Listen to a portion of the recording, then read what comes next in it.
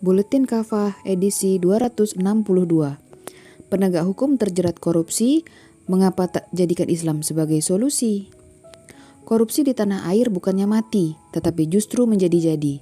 Prihatinnya lagi, korupsi dilakukan oleh aparat penegak hukum. Penangkapan mereka telah menjatuhkan kepercayaan publik pada penegakan hukum, terutama dalam pemberantasan korupsi. Pasalnya, dalam sistem demokrasi, hakim dipandang sebagai wakil Tuhan di dunia. Kalau wakil Tuhannya saja korup dan rakus, bagaimana hukum ditegakkan?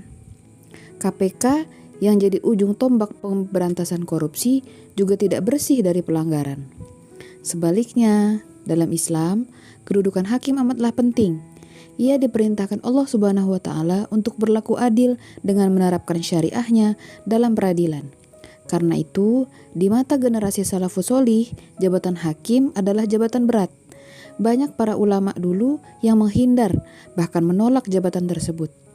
Ayub As-Sukhtiani berkata, "Sungguh saya mendapati orang yang paling berilmu itu adalah orang yang paling kencang berlari, menghindar dari jabatan hakim itu."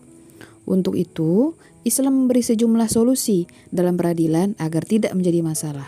Pertama, jabatan hakim hanya diisi oleh orang-orang alim dan benar-benar bertakwa. Kedua, hakim hanya mengadili dengan menggunakan hukum Islam, bukan yang lain.